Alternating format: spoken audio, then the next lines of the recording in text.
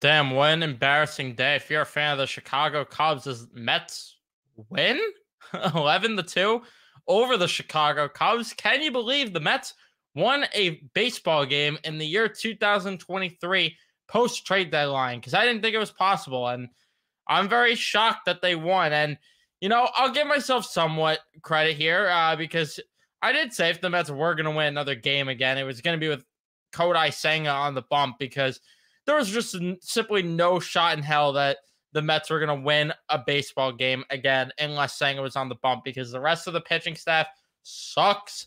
But yeah, not a bad performance for a lot of guys from the Mets. How about Pete Alonso having a big performance? Danny Mendick too, actually having a solid day. So we're going to jump into it. Before we do, leave a like on the video if you do enjoy. Subscribe if you guys are new, especially if you're Met fans. Turn on your notifications so you know when I upload or go live next on the channel. But let's also quickly, a little side note. Before the game, the Mets made some transactions as Brett Beatty was demoted to AAA and Starling Marte went back on the IL, which I'm getting the vibe that the end is being spelt here for Starling Marte, not only for his Mets career, but potentially even his baseball career, because these injuries are very concerning. And it was a groin injury again, despite him having surgery in the offseason. So that's very concerning that he's still having problems there.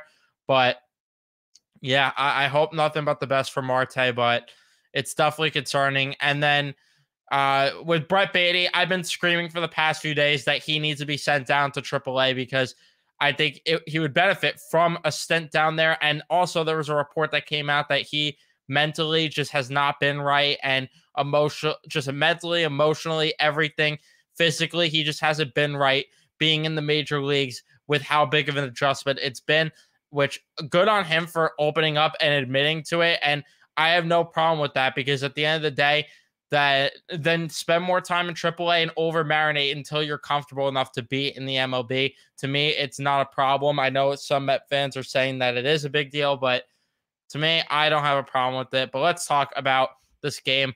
As in the top of the first, the Cubs go down in order.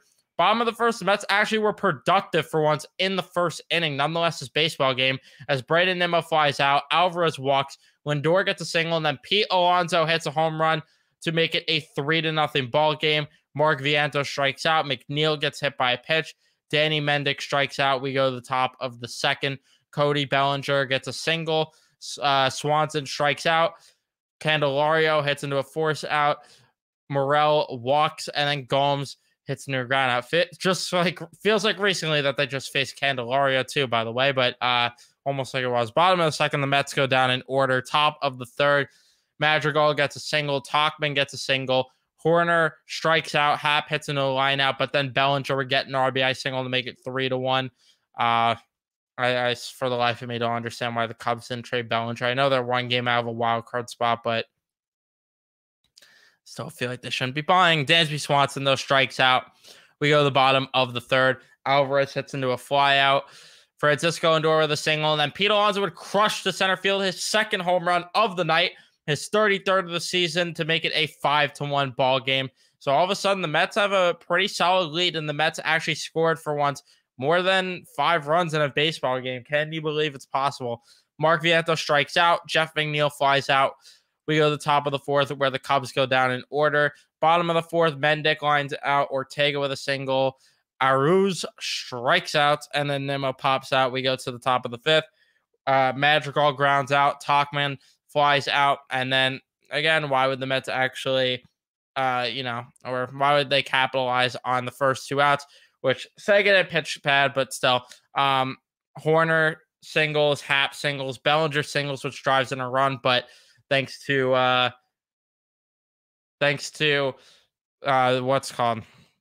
what's his name trying to advance? Happ trying to advance there. He ends up being getting out there. It made it 5-2, but it ended the inning.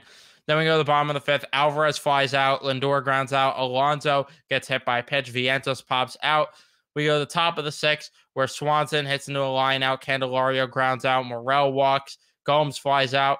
We go to the bottom of the sixth where McNeil, Mendick, and Ortega all get singles. And then Jonathan Aruz gets a walk. I still don't know if I'm saying his name right. Probably not, but I don't care. He walks, makes it 6-2. Can you believe that guy got credited with an RBI? The Cubs go to their bullpen. Brandon Nimmo hits into a double play, but it ends up bringing in a run. And all of a sudden, also, it starts pouring after that pitching change. Alvarez grounds out. And then, for the life of me, I don't understand why, but the umpires insisted that this baseball game continued to get played. Meanwhile, it's a downpour, and they tried so hard to get the mound ready and to let Senga pitch that 7th inning, but he threw a warm-up pitch, slipped, and Buck was pissed off about it, and rightfully so. And I'm pissed off about it because it's clearly pouring, raining, and it's not going to stop anytime soon. Why are we trying to play baseball in this weather? No idea, but they ended up going to a delay, thankfully, and I'm very happy about it. Brooks Raley then came in the pitch, though. Madrigal lines out. Tauchman grounds out. Horner hits a single. Happ lines out. We go to the bottom of the 7th, where the Cubs make another pitching change. Lindor walks. Alonso flies out. Vientos flies out. McNeil walks. And then Danny Mendick home runs to make it 10-2. Did not think it was possible for him to hit a home run. His hits have for the most part been lucky. Like, he had a lucky infield hit in this game. Ortega pops out. We go to the top of the 8th. Suzuki strikes out. Wisdom singles. Candelario strikes out. Drew Smith then comes into the game, and he strikes out Morel.